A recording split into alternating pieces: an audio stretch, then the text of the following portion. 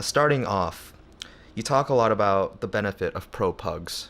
What makes pro PUGs better than ranked play when it comes to practice?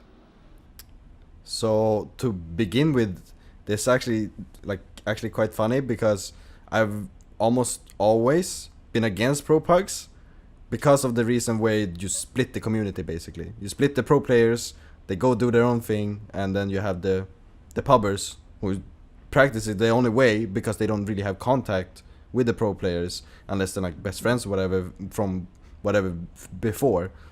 This split in the community, and that is something that I've always been very loud about, and I'm very like voiced my opinion that something that we need to bridge this gap somehow in order to make pro pugs a success. And if that's not possible, then we should completely forget about pro pugs, because then we can't get the new talent in. We can't basically make sure that we practice with the new talent and like make sure that they like learn something new, maybe, hopefully, just because we are pro players and this is what we do for a living, and probably have the aspiring guy who goes to school but plays quite a lot, probably maybe a little bit more than he should. And like just basically from that point I've always been against pro pugs, but it's also something, it creates a more competitive environment than what ranked currently has. And I'm pretty sure like I don't think you can really go away from that, where you play a pro pack. It just instantly feels more serious because you gather people, and this is the only thing you do. Like you are going to play, and you're gonna compete against the best of the best, because there are so-called pro pugs and pro players playing in them.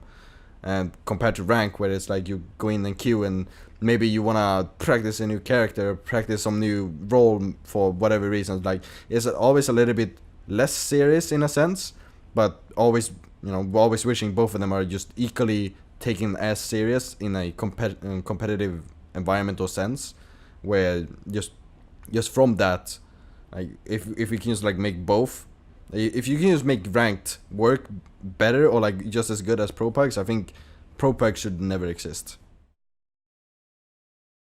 Something that you mentioned about ranked play specifically is the lack of willingness players show in terms of communication.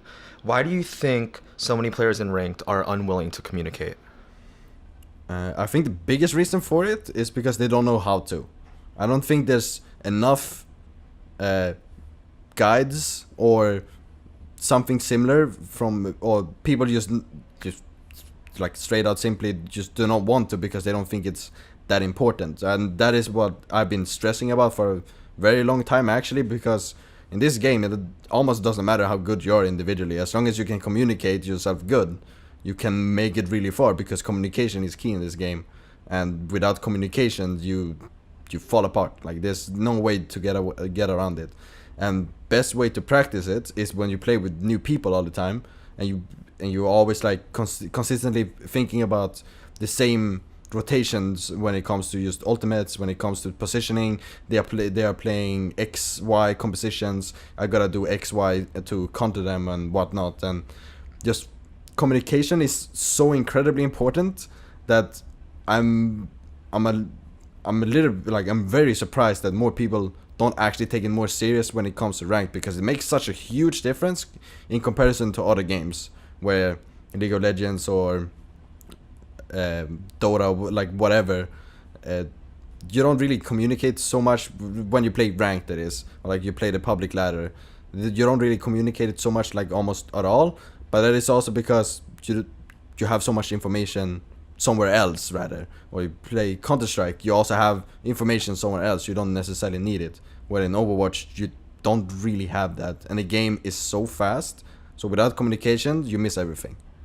Alright, so if you can go into the mind of every single ranked player out there and be like, alright, fix this one thing or learn how to do this one thing when it comes to comms, what would you drill into their heads? The biggest thing that I would address, it would be like just for every single one, not just like when you go into a ranked game and there's just one guy. It does never fall on one guy. Everybody needs to make sure that they all got what they gotta do.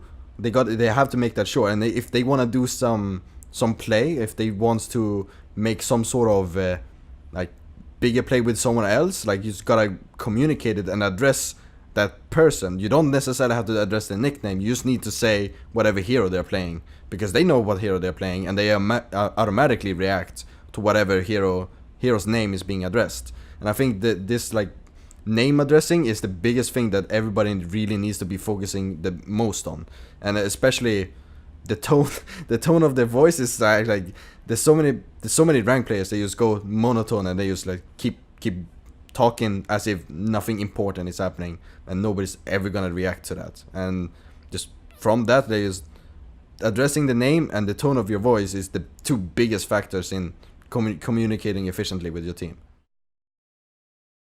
Do you think that there's anything Blizzard can do on their end to improve the ranked experience?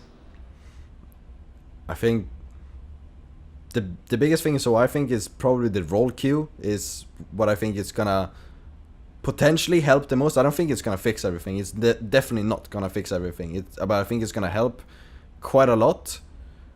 But at the same time, there's also other problems with that, so to say, when it comes to like how do you go against the team when you only want to play one tank because that happens to be meta for whatever reason. Like how do you go about it with a role queue then, or like how if you're having one of the DPSs played like the defensive role or like the defensive category, how do you make sure that this guy can actually like queue up against them? But are you able to queue as only defense role? It's like some things has to change, I think, in order to make role queue a really big success. But other than that, it really just falls down on the players themselves to make sure that things like this actually like gets fixed. It's not on Blizzard's end. They can make some changes still. Like some like role queue definitely can be changed, but biggest change is just the mentality of the players or mindset and mentality. Why do you think so many people like to throw out the excuse of it's only a game? It means that they can slack. Everybody's lazy, and some people like to put words and then just follow those words blindly, whatever it takes. As long as they don't have to do work, it means that they are doing what they think is the most.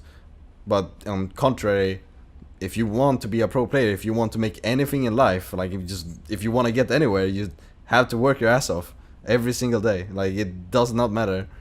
You just gotta, as much as you possibly can, just always have this positive mentality and mindset. Just when things are going wrong, that does not mean that it's at the end of the world. It just means that you just gotta have to try harder, or you just gotta make sure that you don't make the same mistake again. It's really simple, but it's the hardest thing to do, and you gotta keep doing it consistently. When it comes to your own improvement process, do you do any personal VOD review of your own aside from like the team sessions? And if so, how do those work? Like how do you get yourself to improve your own gameplay? So generally, when I think there's something that I really lack, I always try to imagine myself what I can be doing better. I never really watch my own VODs, because whenever I play, I always kind of remember everything that I do.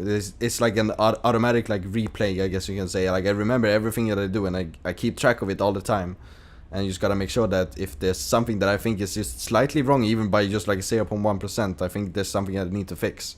There's a lot of things like that, but I think the biggest thing when it comes to just improving is actually realizing mistakes can happen, and the only thing to learn from them is analyzing why it went wrong. If it's out of your hands, then it's out of your hands. There's no reason to tilt. There's no reason to be negative about it. Just gotta keep making sure that the positive mental attitude is always there. Just making sure that if it's something that you can't really quite grasp, there's someone else that has. It's always someone else that is better at you than at something, and there's always something new to learn every single time. You tweeted, the people don't know what they want until it's shown to them. Have patience and voice concerns, not go above and yell nonsense. Can you think of an example within the Overwatch community where the people didn't know what they wanted until it was shown to them or given to them? It's called third-person spectator, where it's a lot of people were extremely negative when it came to just having the camera just right over someone's shoulders like a Genji blade basically, and there was so much negativity about it, and just everybody was just basically hating on it for almost no reason. There's a lot of things that it did not look pretty. Like it didn't look all that great as one might think, but I think that Overwatch League has like really, we can say like they've really got so much better at it than what it used to be, and the biggest reason why so many people were like so much hating on it because they don't see anything that's happening. You know, they don't necessarily like see. You know, if we would see so much more if it was in first person, but you see even less. You don't actually see anything. Even the Genji player don't see anything. He just reacts on instincts basically because he sees small pixels, small colors, and he just instantly reacts. Or sound cues for example, very important sound cues. And that is like one of the reasons, I guess you can say, for the tweet. Like, just going off that, like, there's so many things that people don't actually realize they want until it's properly shown to them. And I think third person over the shoulder view when it comes to Genji blading, because I think right now you can actually like see so much more than Genji first person where he just dashes around and you don't really see anything. Everything goes too fast to like actually see what's going on. We always like to give time to the players at the end to say anything that, you know, something that's on your mind, anything else you'd like to address. Floor is yours. Hanzo. Is it? Hanzo. Hanzo. All right. Thank you so much. That was fantastic. For more Overwatch interviews and analysis, subscribe to our channel. You can also find stats, discussions, and more on our website and mobile app at blitzesports.com.